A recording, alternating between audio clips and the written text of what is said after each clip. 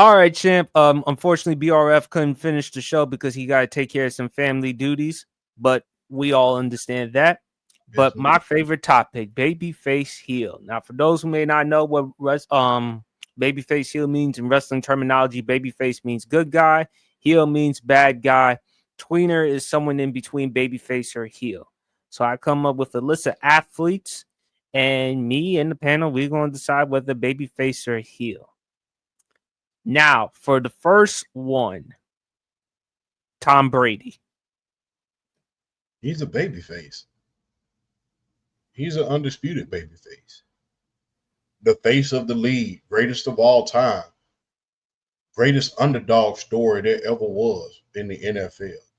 To go from being a 6th round pick, living in California and looking up to a guy like a like a Joe Joe Montana. Montana, grew up in California, was at the catch. He was at that game. Looking up to Joe Montana, not starting every last year that you were in college. Even when you got to the NFL, even while you was winning Super Bowl, even while you was winning your first few Super Bowls, you was not the golden boy of the league. Peyton Manning was. Peyton Manning was the golden boy of the league, even though you was winning Super Bowls, doing stuff that he wasn't doing.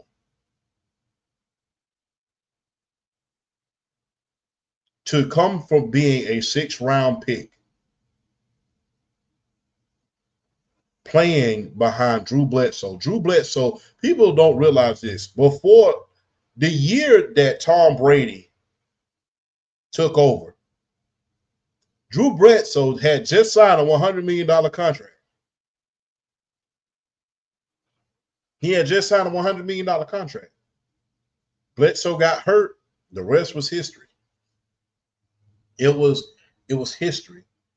So for you to go from underdog to being the big dog and then staying the big dog for over 20 years, then leave your yard, go to another yard and win there too, proving to everybody it wasn't Bill Belichick, this me, baby. I went somewhere else and won. Got a chance to be, and the thing is, although he was a celebrity, he kept football first. When you hear his teammates talk about him, especially Julian Edelman. Julian Edelman loves Tom Brady. Julian Edelman loves Tom Brady. When you talk to his teammates, he is the quarterback, but he reminds you of the guy. He comes down off that high horse and he talks to everybody. He hangs with everybody. For you to come from a true underdog story, for you to be the underdog to the big dog, then you become the GOAT, the greatest of all time. Brady is the undisputed greatest of all time when it comes to football. Undisputed.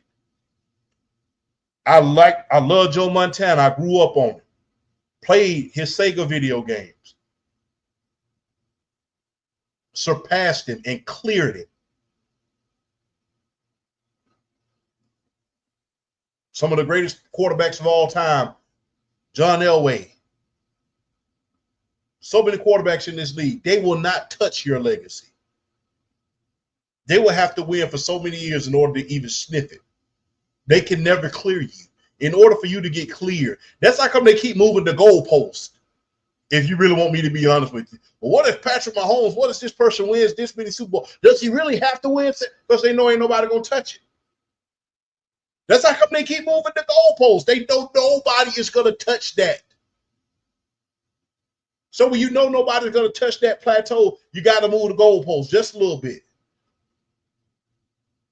So Tom Brady is an undisputed babyface, man. I mean, put his reputation on the line for a lot of players, including Antonio Brown.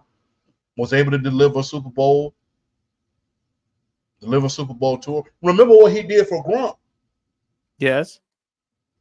He did the same thing for Antonio Brown. He said, how many catches you need in order to get that bonus? I need 2 catches. Hold on, let me get you the ball. That's what you do for your guys. You are the guy, but you are one of the guys. You are the guy and one of the guys. And that's the best place you can be in life. You are the guy, and everybody recognizes you as being the guy, but you are one of everybody else. You treat everybody the same. You are welcoming. You're inviting. You are relatable. You are where everybody was, but where everybody wants to go. And the thing is, people can talk. And now the thing is, I'm going to just be real. When Tom Brady was playing, I hated to see him coming anywhere near my team. And Brady, I'm still mad as a hippo with a hernia. Because if it wasn't for you, I would be hoisting myself a Super Bowl trophy. I would still be bragging right about now about breaking that curse. Because it would have set the tone. Because from 2016 all the way up to now, this has been the greatest era in the history of the state of Georgia as far as sports is concerned. We made the Super Bowl. Couldn't win it, though. Went to the national championship 3 times. Won 2 of them. Won a World Series. It's been the greatest time ever. A lot of Georgia curses have been broken. Won the soccer championship. Won the Major League Soccer championship in the inaugural year when it was held in Atlanta. This has been some of the greatest time. But if it had not been for Brady, I would have been celebrated. That Super Bowl would have been the one that set the tone. But yeah, I mean, and for you to come back from 28-3 and you know it was you, that was the best defining moment in the Super Bowl that you ever want to see. Brady is the prime example of if you work hard, it's going to come. It ain't where you're from, it's where you're going. And true underdog story, man. Like I said, he wasn't a first-round pick. Peyton Manning was. Even when Brady was winning Super Bowls, Peyton was the golden boy of the league. You remember all those the quarterbacks that were drafted ahead of him? Remember the documentary on him on the 6? And he was crying. Yeah, I mean, Mark Bolger got drafted in front of him, had a few good years. Chad Pennington, Splurge and Win. Who's the quarterback from Tennessee? T. Martin. He actually won a national championship. He won a national championship. But yeah, all of those players that got drafted in front of him, the only 2 that end up doing anything was Chad Pennington and Mark Bolger. So, and like I said, his career far exceeded any of theirs. But he's a true underdog story. It's something that you can relate to. Like I said, it's not one of those things where I have to be a first-round pick. It's the literal. When you think about Tom Brady, it's literally from nothing to something. Because I wasn't even the best on my college team. Drew Henson. Remember Drew Henson was. Remember his best game he had was in the Rose Bowl. Right. So for you to not get drafted high, you to not be the golden boy at the beginning of your career, for you to win so much that people actually hated to see you come their way when it came to their team, for you to be very, very relatable, not just on the field, but in life. Remember what happened towards the end of his career back at home. Family didn't want him to play football no more, but he chose to play. His wife. Yeah, so, and everybody can relate to that. Family doesn't necessarily want you to do something no more, but you go out there because you love it. And, man, Tom Brady, man, look, although you cost me a Super Bowl, something that I had been waiting for ever since 98 when we lost that Super Bowl against the Broncos, I still admire your game. And I say you are undisputed babyface. You wasn't out here getting in trouble. You was always very, very welcoming. You offered to let Antonio Brown stay at your house, bro. Ain't no way in blue hell I would have let that dude stay at my damn house. He couldn't have pitched a 10 outside in the yard. But for you to do that, for you to bring your guys in, for you to look after your guys, make sure they get their bonuses and stuff like that, How can you not like a guy like that, man? Of course, you're going to be a little bit envious. Dude got every damn thing, but I worked for this. I worked for it. I wasn't a first round pick. I wasn't over. I wasn't considered. I wasn't.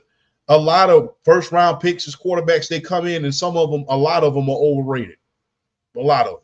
But Some I'm of them, afraid, champ, he may fall into the lines of tweener because again, no matter what greatness you can think of Tom Brady, again, they always gonna look at the flake gate, which to me, I don't really think that's that big of a deal to me anyway. But because of the Patriots with Spygate, they're gonna factor that with Tom Brady.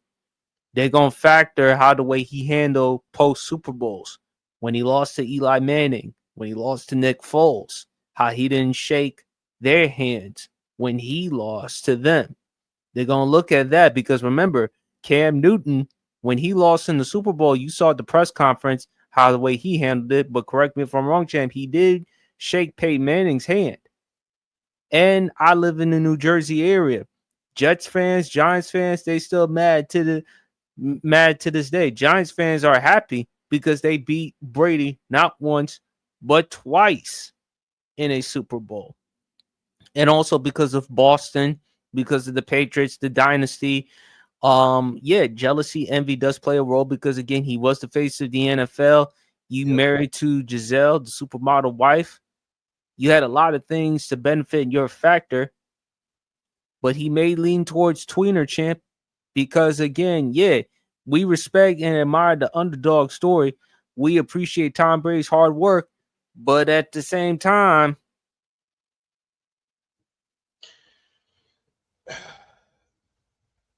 not everyone is going to like you. And there's going to be jealousy and envy towards you. They're going to feel like because of you get double standards. Because again, when players like a Terrell Owens or others show their anger, frustrations, they're viewed as divas, cancers. But when Brady, however, does it, he gets viewed differently. Leadership. And because of who he is, if Tom Brady were not Tom Brady, I don't believe he would have gotten away with that. But because of who he is and what he's accomplished, hey, no wrong. Remember the situation between him and Bill O'Brien on the sidelines?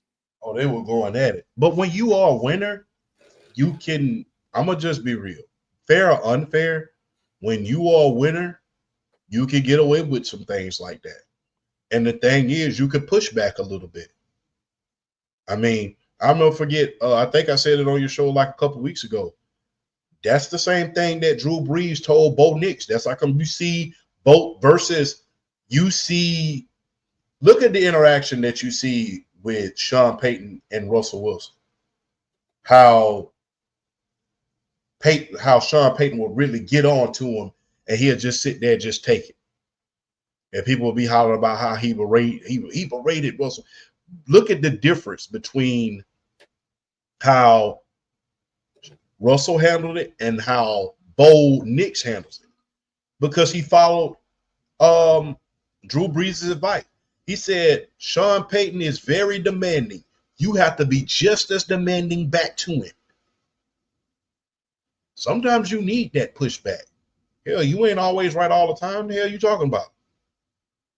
Sometimes you need that. But is it wrong for me to say, champ, he may be tweener? Because of all the great points that you articulated about Tom Brady, there are going to be those who may say tweener because the Spygate, the Flakegate, they're going to look at all the other things with Tom Brady. And again, you always said the masses. Yeah, but the thing is, I'm going to just be real. They talked about Spygate. Okay, they won after Spygate. The Flakegate. They won after the Flakegate. If you didn't win after those two incidents happened, that's a whole nother ball game. But you still won after those incidents. Then you went to a place where you had no controversy and then won again. So that's the thing. When you don't come back from certain things, if a guy used, let's say, steroids and never had a good season after that, then you can blame it on the steroids. But if he get off the juice and he extend his paper and he go out there and hit 50 home runs again for the next 18 years, then guess what? It wasn't the steroids, it was him. You could talk about the steroids all you want to, but he's off of them now, and now he's just as dangerous, if not more dangerous. No, I'm saying, champ, it doesn't take away what he's accomplished. Tom Brady was still Tom Brady, whether it's Spygate or Deflategate. But again, I also live in New Jersey. And again, not a lot of New Jerseyans like him. New Yorkers like him. The Boston-New York rivalry, all that other stuff. They look at the Spygate. They look at the Deflategate. They look at the jealousy. They look at the envy. So I can understand why people look at him as tweener. Yeah. But I also can understand your standpoint with Babyface. Because, A, he had to work hard to get to this. It wasn't just God-given. And that's the thing that I hate when people say God-given. Yes, God did bless you with a tremendous gift, but still, what about your preparation?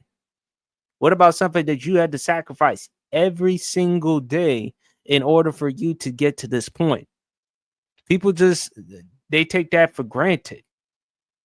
And with Tom, they look at Tom, this is somebody who came out of nowhere, worked his ass off just in order to get to this point. And, was it Belichick or Brady? Brady proved that, you know what? I can flourish and succeed and win without Belichick. Absolutely. Two things can be true, like we always said, and I see your argument. Yeah. I put him as a babyface, but I would understand why people put him as a tweener because of Deflategate and Spygate.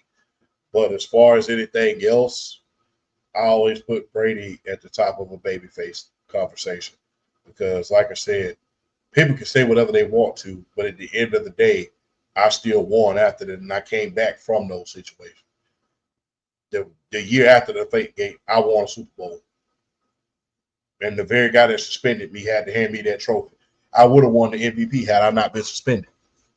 And you saw what happened to the guys who they tried to replace him with, right? You saw what Jimmy happened. Garoppolo and Jacoby Brissett. Yeah, Matt Castle, Jacoby Brissett, all those guys who tried to replace me with. Although Matt Castle, although they didn't make the playoffs in 2008, ironically, the Patriots were 11-5, and I don't know how he did, but Castle and Josh McDaniels, that definitely played a role. But I think for me, champ, if you want to say babyface, but if you want to say tweener, I can understand that as well. I would lean towards babyface, but I wouldn't be surprised if anyone said tweener, given the reasons that I just said. Yes, indeed. All right, next one. The big ticket, Kevin Garnett. Babyface. Yeah, babyface. Mm-hmm. I mean, even though he's tall, he's skinny as hell, but competes, has a lot of intensity, hell of a defender, talks trash, leader, warrior, not scared of anything. Was a contributor for the Boston Celtics with those 2 finals appearances in the NBA championship. Of course, his speech, anything is possible. I mean, to get to the conference finals in 2004, lost to, of course, your Lakers champ, won the league MVP that year. I got to give him babyface. I got to give him babyface too. And because of his story on the way to the NBA. Remember he had to look after his sister and look after his mom and stuff like that. He had to go, he got into a little incident when he was in school. He had to move away from the community in order to go somewhere else because of that. So, I mean, not to mention, look, I know a lot of young guys are out there watching your show tonight. Back then, the NBA was not a young person's league. It was not young like it is today.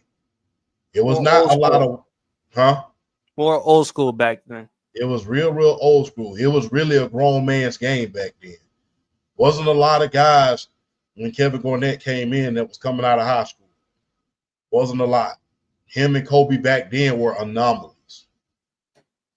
So, for him to come into the league, coming straight out of high school, and be instantly dominant, and had a team like the Minnesota Timberwolves in contention for a title every single year with a stacked Western Conference.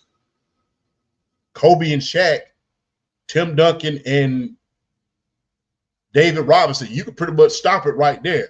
Then you had Dirk Nowitzki. Then you had guys like that. Then you had Steve Nash. I mean, it was a lot of competition in the West. One could make an argument that the West was always the most dominant conference. But that's another story for another day. Kevin Garnett, his story getting to the NBA, not to mention his, the tragedy that he went through with losing Malik Sealy early in his career as well, who was one of his mentors. Rest in peace. Losing his tag team partner in the form of Stephon Marbury. Because, remember Stephon Marbury wanted the same contract that Kevin Garnett got, which was the richest contract in NBA history at the time that he signed it. He wanted that same contract rather than taking the $89 million contract. So you bring a team up from obscurity, because nobody was talking about the Minnesota Timberwolves before he got there. Even when Christian Laettner got drafted to the Timberwolves, nobody was stuck the Timberwolves because they found out that Christian Laettner he didn't get greater until later on in his career when he went to the Atlanta Hawks. But for you to come around your story on the way to the NBA, not to mention the shoes that he had, man, the zip-up shoes with the royal blue, all black, those shoes. I had a pair of KG shoes. So KG, man, the passion, I wish he would have won more championships. I'm glad we stopped him. But I wish he would have won more championships. I wish he would have won one in a small market like Minnesota. So KG, man, I salute you. Although you was rivals with my Lakers at one point in your career, I salute you, man. You made my childhood a hell of a great, man. And you made my adulthood great, man. I got to see two of one of the most dominating finals in the world when y'all dominated my Lakers, man. I got to see when we got y'all back in 2010. I got to see my version of the Lakers Celtics rivalry. I got to see it for myself at least once in my lifetime, live and in living color. So thank you for making that happen, man. All right. Oh, we got Nessa. Trey's in the building. So, of course, shout out to my girl, Nessa. Nessa is the best. She is wonderful. And last but not least, I'm going to do this one. Oh, singer. This is going to be a singer regarding Babyface Heel or Tweener. Okay. Beyonce.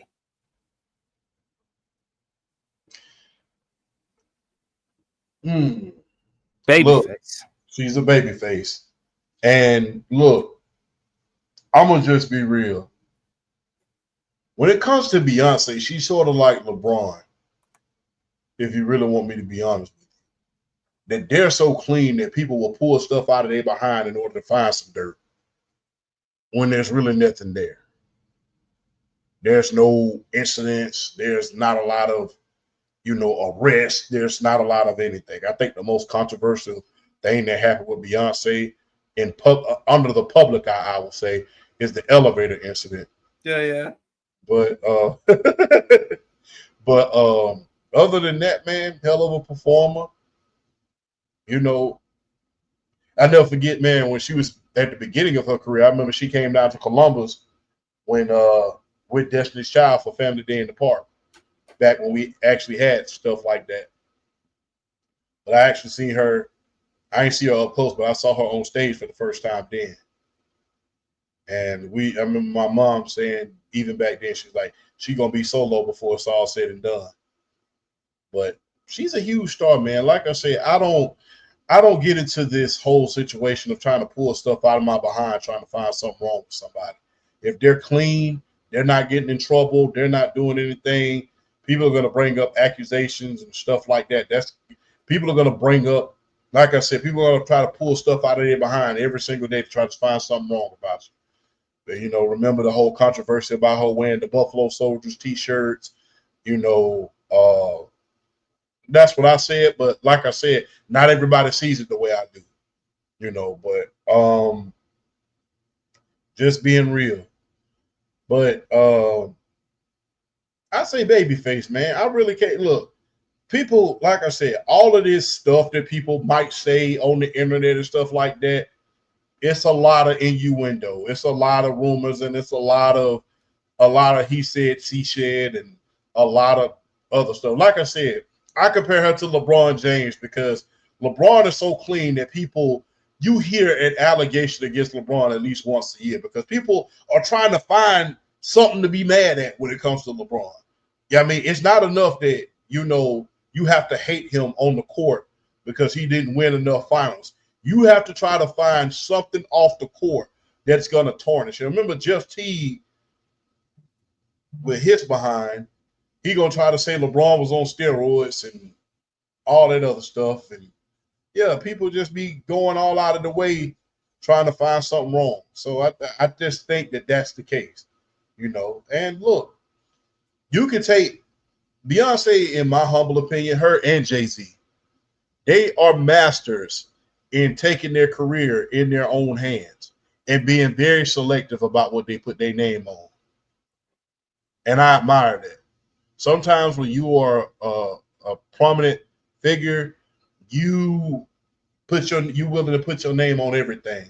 But if there's anything that Jay-Z and Beyonce have shown me, be very, very selective about what you put there.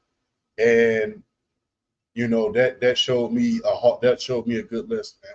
Beyonce, man, sweetheart, I saw you live and in living color on the run too. I've been to one of your concerts. I've been on one of the concerts with you and Jay-Z. I still got the pictures on my Instagram page. If you scroll all the way down past all the sports stuff, I will never forget that performance. That was a performance for the ages. So when you go to a Beyonce concert, you sure as hell go get your money's worth. And look, you definitely will. I was at that Renaissance tour back in 2023. Mama PSP and Angie helped me get there, and I had a blast, man. Women, men, they were celebrating like crazy. And I told you, Jake, you got to go to New Orleans, man. You at some point you got to go to New Orleans and celebrate there, man. I mean, they won't accept you for wearing a Saints jersey, Falcons jersey, but they'll allow you to come in if you wear a Saints jersey. Yeah, but when you go to a Beyonce concert, you're gonna definitely get your money's worth. And I was pretty close for the price I paid for. One of my friends, one of my guys who sold tickets, shout out to Gerald Charleston from Georgia. One of my guys who used to work with back in the day, he hooked me up with tickets. I got them Sons of Guns for like $250, which if you know Beyonce tickets, you're gonna pay it. You're gonna pay like you weigh with 2 pairs of clothes on when it comes to the Beyonce tickets. But he gave it to me for $250. So I was able to get good seats. I sat there, and it was in Mercedes-Benz Stadium. And if you know Mercedes-Benz Stadium like I do, you can get a whole pizza in Mercedes-Benz Stadium for $10. So the concessions wasn't bad. So to be there during that time and see her and Jay-Z perform and do that concert together with the On the Run tour, that was something special, man. But like I said, everybody, you can't find anything, so you go looking for something.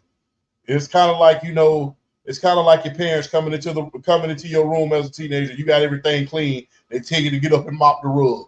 Plus, they're the new powerhouse couple. Because remember back then, Cham, remember when we did the discussion about favorite Jennifer Lopez? Her and Diddy, they were the powerhouse couple at one point. Now it's Jay-Z and Beyonce. And they're worth the two of them combined, they're worth billions. Billions.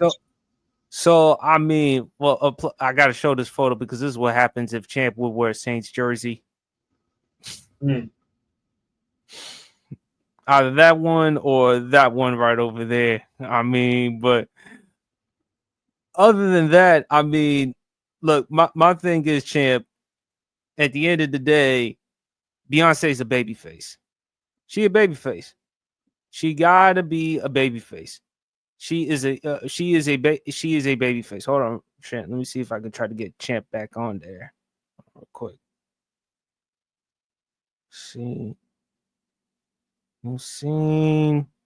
Hold on, real champ. Hold on, real quick, champ. Let me exit you out real quick. I'll send you back in real quick. Just let me fix something real quick.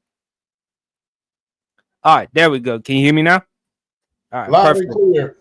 But my thing is, champ, Babyface with Beyonce. If anyone, look, I'm not the biggest Beyonce fan early on with her music back then, but hearing her sing in person is beautiful. And I'm a diehard Whitney Houston fan. Love Whitney Houston singing, but Beyonce does have a beautiful voice. So I say Babyface. And plus, she's a role model to a lot of women, particularly Black women. You know, with the Levi jeans commercials, her music, how she was able to win a country album, given the type of music that she makes. You know how huge that is to do something like that. So that does say something, and never got into any ounce of trouble. You know, people just want to bring up stuff just because jealousy, envy, her and Jay-Z, whatever. But you cannot deny her work. Cannot deny it at all.